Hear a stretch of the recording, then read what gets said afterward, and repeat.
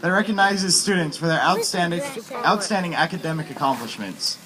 To qualify, students must receive A's or B's in academic subjects for 4 semesters, one of which must be in their senior year. Will the students please stand when I call your name? And audience, if you could please hold the applause till the very end. For the lifetime members, this is for those who have been in CSF for 6 or more semesters. Yaneli Sanchez, Austin Schmidt, Brittany Vandegrift. For the CSF members, from 1 to 3 semesters, Sadie Amlung, Therese McHenry, Blake Jameson,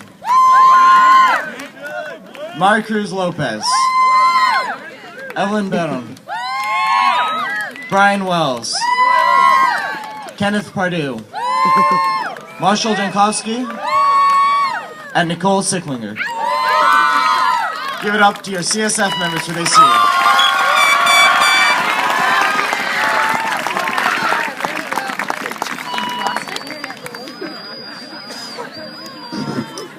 Next, the senior gift will be given by Elizabeth Gilbertson.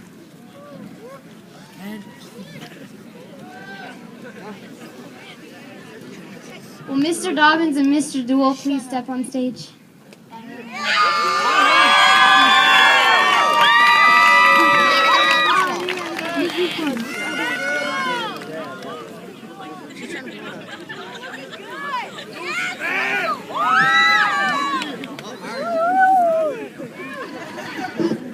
Thank you both for all your hard work this year.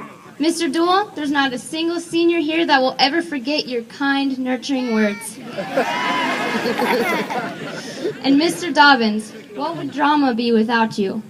We all appreciate your parents with our crazy classes and for putting on 2 amazing plays this year.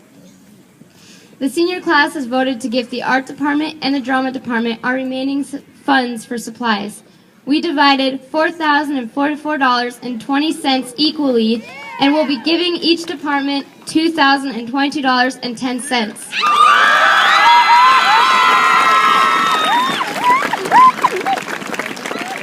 Thank you both very much. You sincerely deserve these gifts.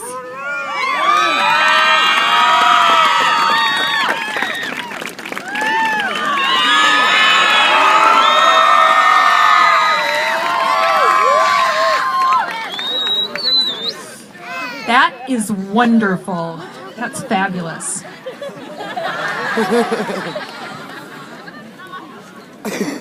The salutatorian is the student with the 2nd highest total grade point average in the graduating class. Austin Schmidt will receive this plaque and will now give his speech.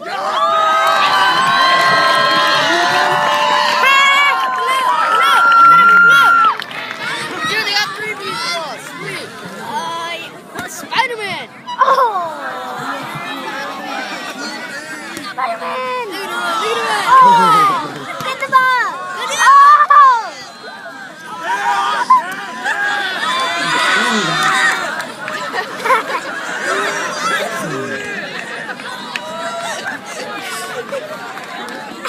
Get him! He actually did it!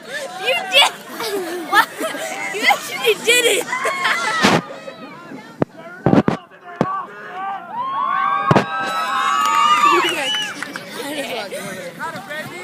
Tick-tock. Tick-tock, the clock winds down. A baby cries out in a bright hospital room. 18 years until he's all grown up. The first steps are taken. First words spoken. First friends made. 13 years, and school shall be over. School days, a mental maze. May those who stumble be picked up by their peers. 9 years until high school. Bodies mature rapidly. The mind follows on occasion.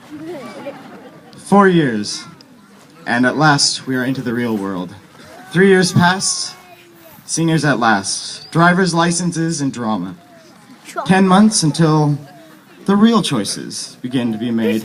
Essays, homework, essays, tests, essays, finals. 2 weeks break until we jump back into the swing of things and count down the last 5 months. The rest is a rush. 1 month until time capsules are due. 2 weeks, and we stop procrastinating for once and actually get down to studying. 5 days until prom. 9 hours spent in the mall while your date finds the perfect shoes. 4 hours till the final bell rings. Then 3. Then 2. Then 1. And then it's over. With the last sting fading into the warm afternoon air, we're going to go forward, whether we're prepared to or not. It is time that this leg of the race is over, and we have all finished with the tick of the clock. It is now our turn to shape the times and spaces that we live in. We live through so much, and we have done so with such determination and zeal that I have no doubt that when the world needs help, they will look to us, the class of 2011, and expect that change. Over the past 4 years, we have shown that we are more than just a group of teenagers. We are the future of America and the world. Although we often just go with the flow, there are those moments when we refuse to take what's simply handed to us and change to our likings. In March of 2010, we took the very lessons taught to us in our history classes and brought them to the streets of Cloverdale, in protest to budget cuts and pink slips. We couldn't have done nothing. We could have twiddled our thumbs, let the marching and protesting be done by the men and women in our history books.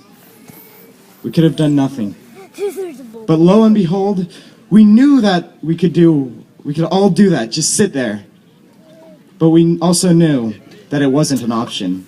So instead, we marched across the campus, and then we marched across town, knowing that our cause was noble, and that even if we could not make a difference in any way, at least we took the initiative to step up and try. On that day, we were united under the crisp March sky, and in the weeks followed, we were united in a mass detention in the cafeteria. Yet again, we're here together, united, here and now, in the hope that we will make an impact on the world of tomorrow.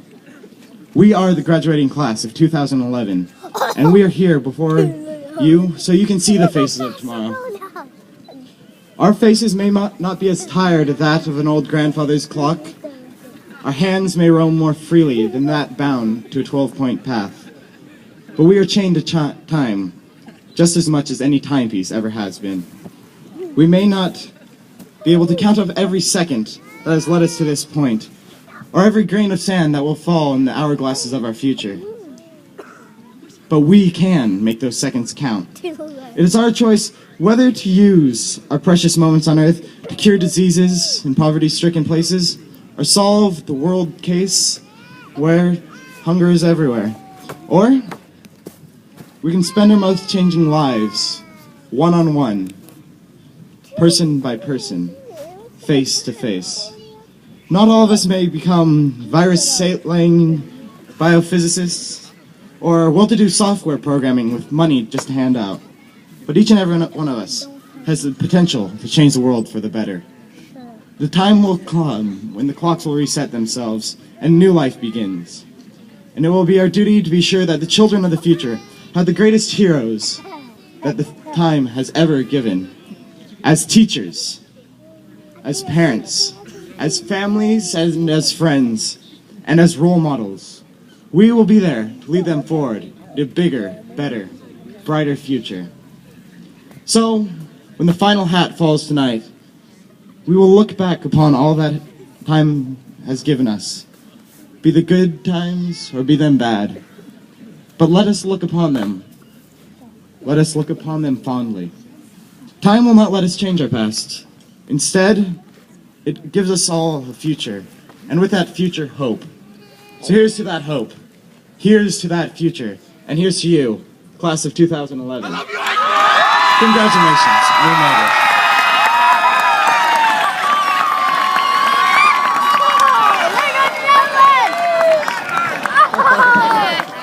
Thank you, Austin. Miss Bird.